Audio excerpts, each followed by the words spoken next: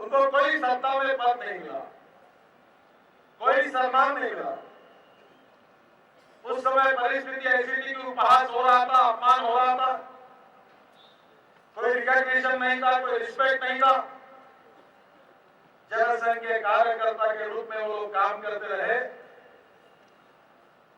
जब सत्ता अनेक मैल दूर थी, पर उन्हें पार्टी के विचारों के लिए, पार्टी के सिद्धांतों के लिए पार्टी की नींव इतनी मजबूत बनाई है कि उसके कारण इस बड़ी इमारत के शिखर पर खड़ा होने का मौका मेरे जैसे तरुण कार्यकर्ता को मिला। ये बात की मुझे पूरी तरह से कल्पना है। अगर आज हम कुछ है तो उन कार्यकर्ताओं के कारण है जिन्होंने अपना जीवन दिया है। मुझे याद है जगन्नाथ राव जोशी जी, मैं कॉलेज की पहले साल का छात्र था और जगन्नाथ राव जी जब आते थे तो उनकी व्यवस्था में, उनके टूर में उनके साथ जाता था। गाड़ी स्टेशन पर छोड़ने के लिए उनको जाता था। मुझे एक बार हमारे सभी प्रमुख लोगों ने कहा कि जगन्नाथ राव जी कुछ खाने के लिए मांगेंगे तो लाना नहीं। मैं नागपुर के स्टेशन पर जगन्नाथ राव जी को छोड़ने के लिए गया था। कुछ उनको मंगवाना था, सामने होटल था। मुझे उन्हें आदेश दिया, जाओ ले जाओ। मैंने मेरी गर्दन नीचे झुकाई। उन्होंने कहा मैं क्या बोल रहा हूँ, जाओ ले जाओ। मैं गया और वो लेके आया। जगन्नाथ राव जी नाराज मत हुई, डॉक्टर का कहना है कि आपने स्वीट नहीं खाना चाहिए, इसलिए मैं नहीं ला रहा था। बोले ठीक है, देखा जाएगा। जगन्नाथ राव का भाषण सुनता था गांव में बैठकर नीचे में। आज भी उनकी याद आती है। कितनी बड़ी परंपरा है इस पार्टी के लिए, इस पार्टी के विचारों के लिए, इस पार्टी के सिद्धांत के लिए अपने जीवन को पूरी समर्पित भाव से जिन्होंने समर्पित किया, ऐसे जगन्नाथ राव जी जैसे, भाऊराव जी जैसे, कुशाभो जैसे कितने कार्यकर्ताओं के मैं नाम लूं। उनके सबके भरोसे आज हम खड़े हैं। बहनों भाइयों, मैं मानता हूं कि आज भी हमारी ताकत बड़ी है। 9 राज्यों में भारतीय जनता पार्टी की सरकार है और हमारे 6 मुख्यमंत्री हैं, 2 उप मुख्यमंत्री हैं। येदियुरप्पा जी का यहाँ हमारे कर्नाटक में मुख्यमंत्री है, उनके नेतृत्व में अभी जो हमारे पूर्व अध्यक्ष थे सदानंद जी, उन्होंने 4 साल पार्टी का काम किया और येदियुरप्पा जी के नेतृत्व में दोनों ने मिलकर लगातार हर चुनाव में पार्टी को बहुत अच्छी सफलता दी। इसलिए मैं दोनों का बहुत बहुत अभिनंदन करता हूं। मैं गाड़ी में पूछ रहा था कि हमारी वोटिंग परसेंटेज कैसा है, पार्लियामेंट में कितना था, असेंबली में कितना था। और इसका सबसे बड़ा कारण है कि इन दोनों के नेतृत्व में बहुत अच्छी सफलता हमको कर्नाटक में मिली है। मैं मानता हूं कि इससे आगे हमको जाना है। हम चाहते हैं कि हमारे हिंदुस्तान के इतिहास को बदल दें। मैं अक्सर एक बात कहता हूं, you can donate I but you not donate vision. तुम आंखें दान कर सकते हो पर दृष्टि दान नहीं कर सकते। इस देश को अगर बदलना होगा तो देश को विजनरी नेताओं की जरूरत है जो देश का 50 साल का विचार करे।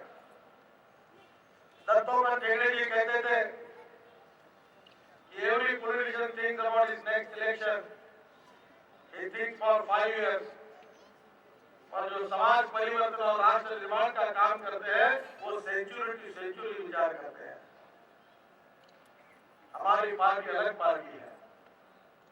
हम राष्ट्रवाद का विचार लेकर, सांस्कृतिक राष्ट्रवाद की प्रेरणा लेकर इस देश में हमने एक विचार का जिस प्रकार से जागरण किया है, कश्मीर से लेकर कन्याकुमारी तक एक देशभक्ति की भावना इस देश की जनता में निर्माण करने का ऐतिहासिक काम भारतीय जनता पार्टी ने किया है। आज कश्मीर की हालत कैसी है? कश्मीर में भी एक न्यायमूर्ति महोदय के नेतृत्व में कमेटी अपॉइंट की गई थी और कश्मीर को ऑटोनॉमी देने की बात इस देश में चल रही है। चाइना की सीमावर्ती भाग में चाइना की मिलिट्री हमारे देश में घुसकर हमारी जगह ले रही है, और हमारे देश के हमारे प्रमुख मंत्रीगण और प्रधानमंत्रीगण चुपचाप बिल्कुल कुछ बोलने के लिए तैयार नहीं है। यह स्थिति क्यों है? भारतीय जनता पार्टी को इस तरह से बदनाम किया गया है कि जातिवादी पार्टी है। ये सेकुलरिज्म के विरोध में मैं आपसे पूछना चाहता हूं, आप जाकर देखिए घर में जाकर इंग्लिश डिक्शनरी में कि सेकुलर शब्द का अर्थ क्या है। सेकुलर शब्द का अर्थ धर्मनिरपेक्षता नहीं है।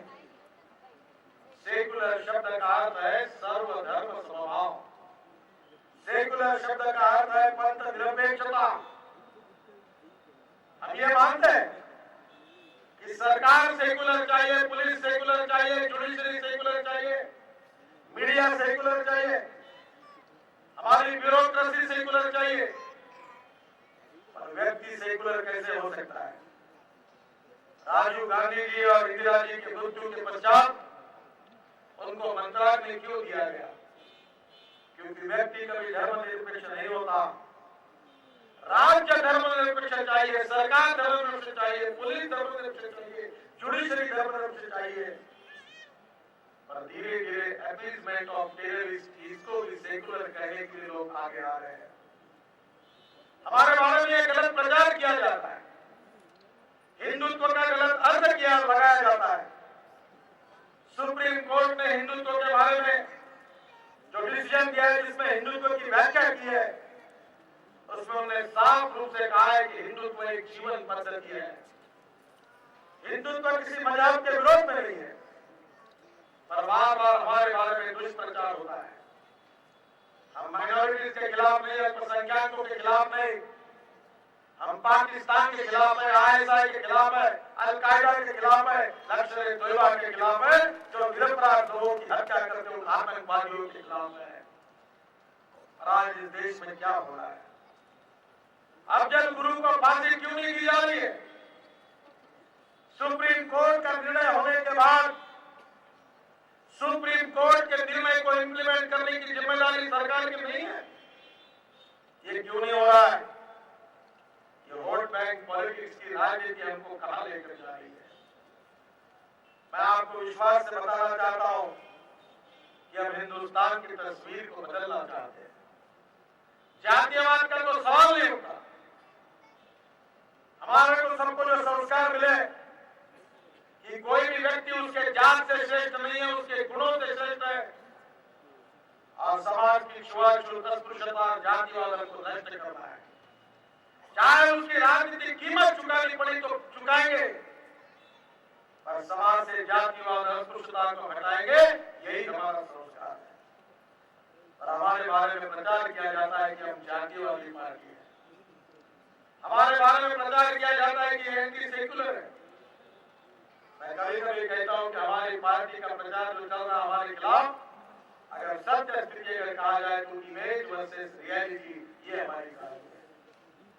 हमको लोगों के पास जाना होगा, सच्चाई को बताना होगा, और इस देश के सांस्कृतिक राष्ट्रवाद का विचार लोगों तक पहुंचाना होगा। अलग भाषा, अलग वेश, फिर भी हमारा एक देश, ये हमारी भावना है। और इसलिए मैं मानता हूं कि आज देश की स्थिति अच्छी नहीं है।